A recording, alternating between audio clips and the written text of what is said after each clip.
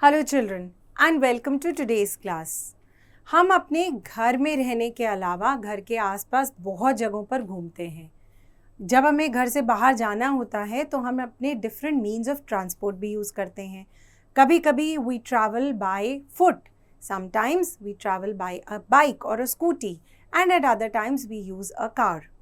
Sometimes when we have to travel to very long distances तो हम use करते हैं ट्रेन्स, बसेस और एरोप्लेन्स का।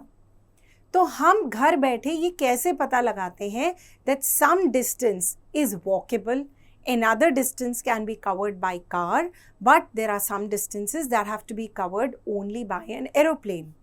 These are the things that we learn because of measurement, and this is what the chapter is about: motion and measurement of distance.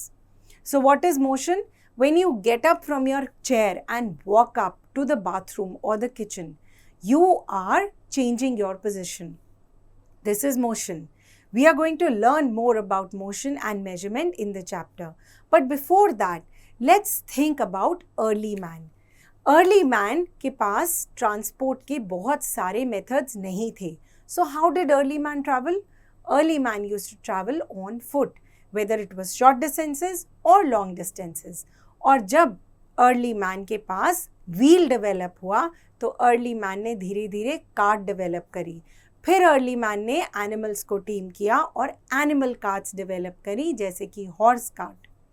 So you see the development of transport from walking till where we are today took a lot of time. Transportation का main काम होता है to move us from one place to another, and this is known as motion. So motion का क्या मतलब है? When you are at point A and your position changes to point B. अब चाहे आप A से B पर चल के आए हो, कार से आए हो या एरोप्लेन से आए हो, your position has changed. This is known as motion. लेकिन अगर आप A पर ही बैठे हुए हैं, आपकी पोजीशन चेंज नहीं हो रही है, then you are suppose to be in rest. अब अगर हम एक रेफरेंस पॉइंट की बात करें, फॉर एग्जाम्पल एक ट्री बना देते हैं। Now with respect to this tree, अगर आप ए पोजीशन पे थे और अब आप बी पोजीशन पे आए हो तो यू आर इन मोशन। इस ट्री को क्या बोलेंगे? हम बोलेंगे रेफरेंस पॉइंट। एक छोटा सा एग्जाम्पल लेते हैं। For example, if a train is moving from Delhi to Jaipur, तो अगर हमें ये बताना है कि ट्रेन दिल्ली से निकल चुकी है और जयपुर पहुंचने वाली है with reference to a station that is in between the two cities, that station becomes a reference point. So this is about rest, motion and reference point. Let us recall the definition of motion. The continuous change of position of a body with respect to another is called motion. Now this motion can be of different kinds. This motion can be uniform motion or non-uniform motion. Example लेते हैं, अगर suppose हम highway के through किसी दूसरी city में जा रहे हैं, let's take the example of Delhi to Jaipur only. सो अगर सपोज दिल्ली से जयपुर जाते हुए हमारी car from position A to the city Jaipur वो सेम स्पीड पे ट्रैवल कर रही है, we are suppose travelling on 60 kilometre per hour throughout, तो हमारी मोशन क्या हुई? यूनिफॉर्म मोशन, क्योंकि हमारी स्पीड चेंज नहीं हो रही। लेकिन अगर हम कभी 60 किलोमीटर पर आवर पे ट्रैवल कर रहे हैं, कभी 80, कभी 100, कभी 20, then our motion is non-uniform motion because we are not traveling at the same speed everywhere. Now this motion that we just talked about was a motion in straight line. लेकिन motion हमेशा straight line तो नहीं होती है, कभी कभी चलते चलते सर्कल आ जाता है तो हमें उस सर्कल के आसपास जाना पड़ता है, कभी हमें यू टर्न लेना पड़ता है। So in this way motion also can be of We are going to learn about different kinds of motion through this short video. Let us observe these things. The moving fan or the moving wheel, these are all circulatory motion. These are moving in circle. Even the potter's wheel. In this kind of motion, there is a central axis जिसके आसपास object move करता है बिना अपनी जगह बदले. This kind of motion is rotatory motion. यहाँ पर object अपनी जगह नहीं बदलता है. Whereas in case of a moving pendulum, जो घड़ी के अंदर होता है, in case of the needle of a sewing machine and the pumping of the human heart, these are all periodic motions, क्योंकि ये time to time चलते जाती हैं. They are not stopping. In case of movement of our arms from side to side, the beating of drums, these are motions जिनका कोई time period नहीं है. ये fast हो सकती हैं, slow हो सकती हैं. These are non-periodic motion. The next example that we are going to take is of a bus moving in a straight line. This is rectilinear motion जहाँ पे सीधी movement हो रही है. बस सीधा मूव कर रही है लेकिन उसके व्हील सर्कुलेटरी मोशन में जा रहे हैं. This is circular motion. इस केस में बस दोनों रेक्टिलिनियर और सर्कुलेटरी मोशन दिखा रहे हैं.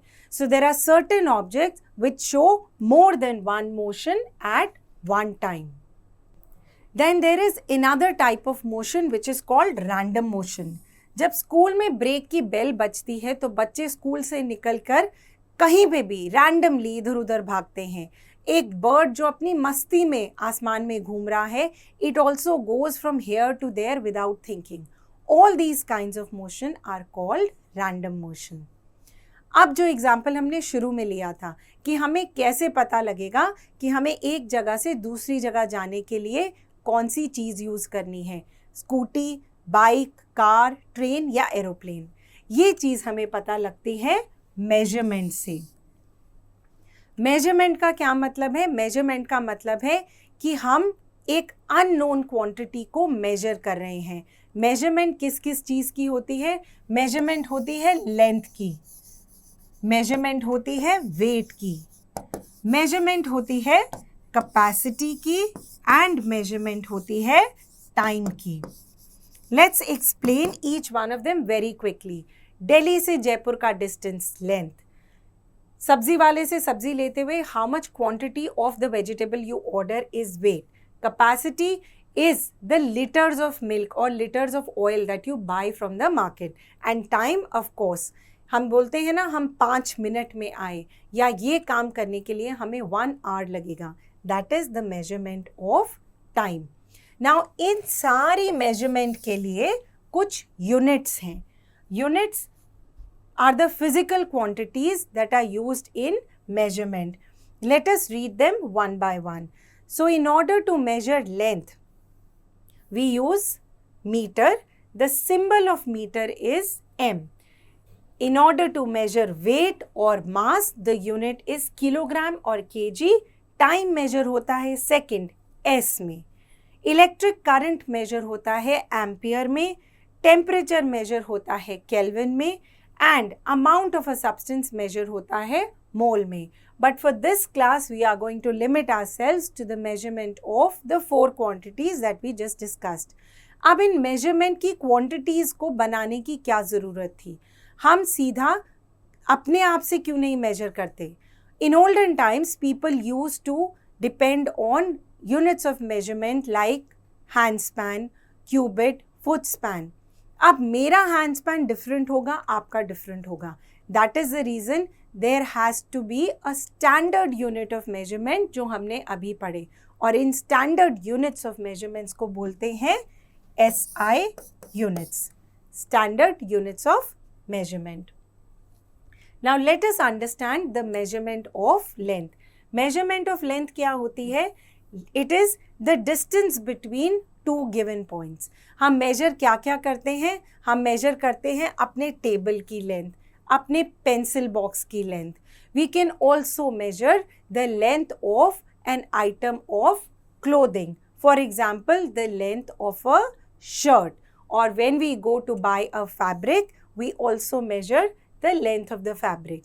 Now, depending on the length that you are measuring, you either use a tiny scale or you use a big scale, or you use long kilometer tapes to measure distances. Different lengths की measurement के लिए different use करते हैं units. सबसे छोटी length major करते हैं centimetre में, then metre and then kilometre.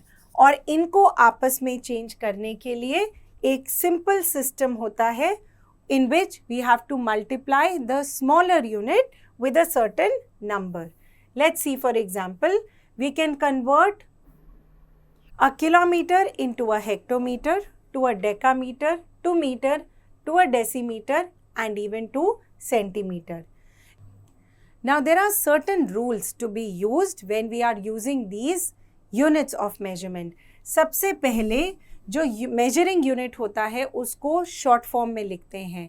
अगर वो किसी साइंटिस्ट का नाम है जैसे कि न्यूटन, सिर्फ तभी उसको कैपिटल में लिखा जाता है.